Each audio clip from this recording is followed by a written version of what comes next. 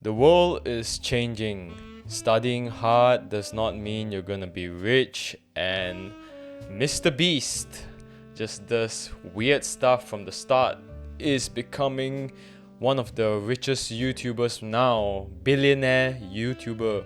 Can you believe that? Billionaire YouTuber? The fuck? When I was young and I did such stupid things on camera, if I did such stupid things on camera, my mom would be like, you have no hope. You're gonna fuck up your whole life and you're gonna be living on the streets soon enough. But well, Mr. Beast proved everyone wrong. And how did he do it? Why did he do it? And how was it just luck, or did he actually have a plan? We are gonna discuss it right now.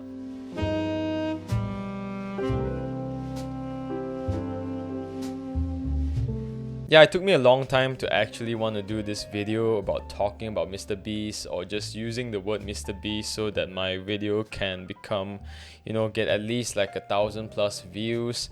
But yeah, Mr. Beast is truly a beast, surpassing all the rest. Logan Paul, whatever famous YouTubers. But he's not even like the typical guy that you think might get famous because he's not like extremely good looking. He's not like filthy rich from the start, but he built himself up, which is very impressive. Round of applause to him. Very good, very good. And he started off very funnily. If you guys don't know who Mr. Beast is, go check him out. He has like 50 million subscribers. And in our country here in Singapore, not many people know him as compared to people in the US. But if you haven't checked him out, go check him out. He's crazy. And his strategy was simple but yet effective, because he started off by getting viral from making... Okay, his strategy is simple. He started off getting a tiny bit of viewers from doing videos like top 10, top 10 this, the best thing this. He used a lot of keywords that a lot of people search for, like PewDiePie. At that time PewDiePie was one of the most famous YouTubers. Now he still is one of the most famous YouTubers, but then Mr. Beast is catching up at a much shorter period of time. So he found the one video that made him really blow up, and he implemented that strategy or that concept for the next video together with another concept. And let me explain what I mean by this. He did one video on counting to 100,000, and it was literally like a freaking, I don't know how many hours, almost one whole day recorded video. And that one, a lot of people got really curious, like, who the hell does this kind of weird shit? And what people like is people like seeing reactions. They like seeing reactions that they would probably never have, because imagine counting in front of the camera 1 to 100,000. Who the hell does that? Nobody does that. So if someone is going to do it, I want to see his reaction, just like how the rest of the viewers want to see. So they click into this video and watch him count to 100,000. Obviously, they might not watch the whole video, but they will watch until the end because they want to see whether or not he really counted to 100,000. And so they'll skip maybe from 1 minute, they'll skip to 2, and then they'll skip to 7, and skip to like 15. But initially, they will be curious to who this guy is. Like, who is this freaking weirdo making a video like this? So maybe they might subscribe to see more of his. And if they do subscribe, that would be his base. So let's say it's not that much. Let's say it's like 5,000 subscribers that he had that time. But after that, he started to realize that this concept of doing extreme things, like counting numbers, can be implemented together with his previous idea, which is riding on the waves of other people's popularity and other people's searches. So he started doing things like PewDiePie saying PewDiePie 100,000 times. So together with the viral content and his own viral content mixed together becomes, and that's how he did it. And now I think he's earning about I don't know how much he's earning, and I don't want to Google it, so you guys Google it and let me know down below in the comments. But he's earning a fuck ton. He probably doesn't keep a lot of money for himself because he does so much philanthropy work, and he does a lot of videos that cost like literally a lot of money. And when you give things away at such a significant level, you're gonna get taxed like fuck. They're just gonna tax you like crazy. I mean, if you give away a car that's worth like a few 100,000, 400,000, 500,000, if you give away 1 million worth of goods in like 1 year, you're gonna be taxed like crazy, man.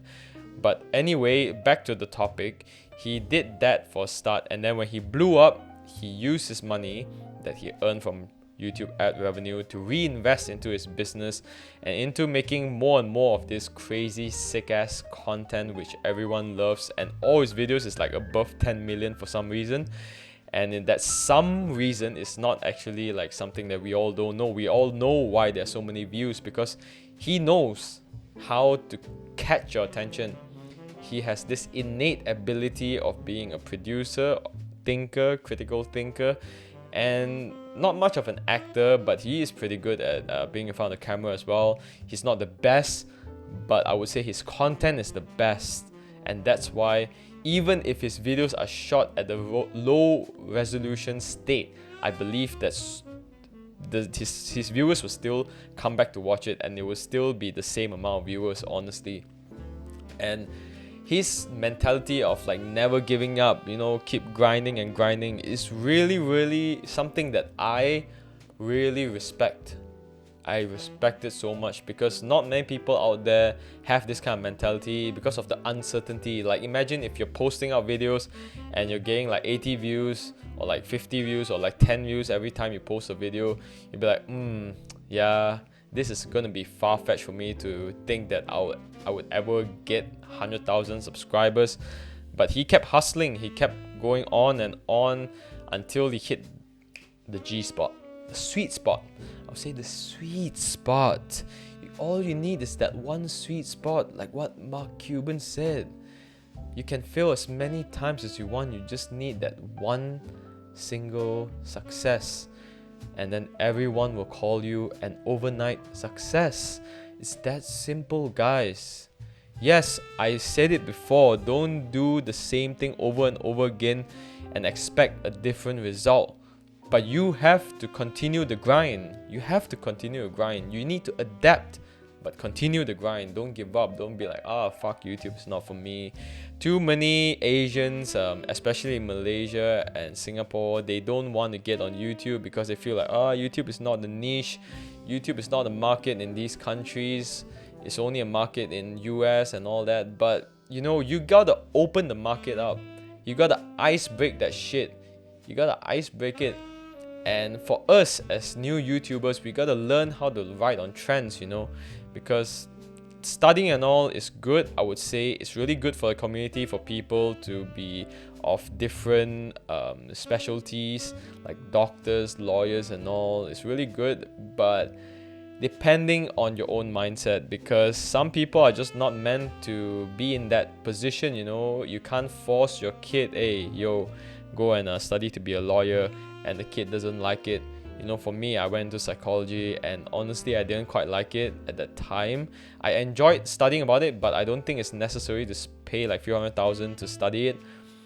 And I feel that YouTube is such a good opportunity for people to learn things faster, to share their innovations, their ideas, to share good content. Being good on YouTube requires a lot of skills as well. It's not something that you just get into it and get lucky and get up there. It's not like that. You need to think. You need to think in a mass scale what people like. It's a skill that is, to me, it's even more difficult than getting a PhD or getting a master's degree. I know there are going to be a lot of haters for this, but to me it is.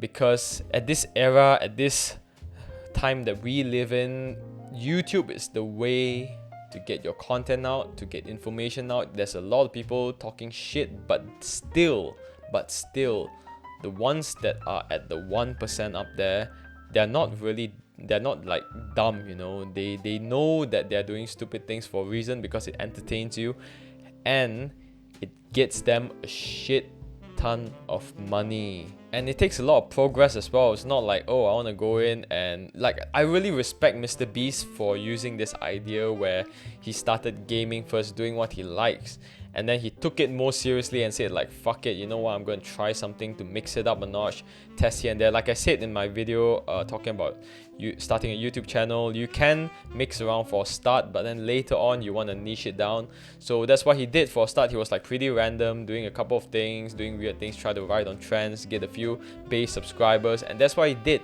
And from that on, after his gaming has subsided, when he went to like random things, then he went to extreme things, because he saw that that was the one thing that could attract so many people to come watch his videos. And from then on, he went to philanthropy, because he got a lot of money from YouTube and he didn't mind like sharing it away, because he doesn't spend much on himself, which I respect. That respect, full on respect. He's like a Graham Stephan and a PewDiePie combined.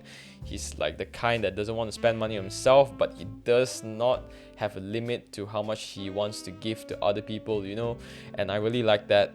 Okay, well, that's all for today. I just wanted to give a big shout out to Mr. Beast. As you can see, my subscribers is way more than his. Yeah, well, anyway, I love Mr. Beast. He's done a great job so far, and I hope that one day I could ride on his his trend, not what you're thinking about. Yeah, I hope that one day I can ride on his trend as well and get there, get on YouTube. I want to be a YouTuber. Fuck yeah, you know, I want to be a YouTuber 2021. And thanks to Mr. Beast for all his motivation, all his hard work that make everything seem clear, everything seem that is doable. You know, he's like the icebreaker, he's like the Tesla of YouTube. Anyway, that's it for today. See you guys next time. Peace out.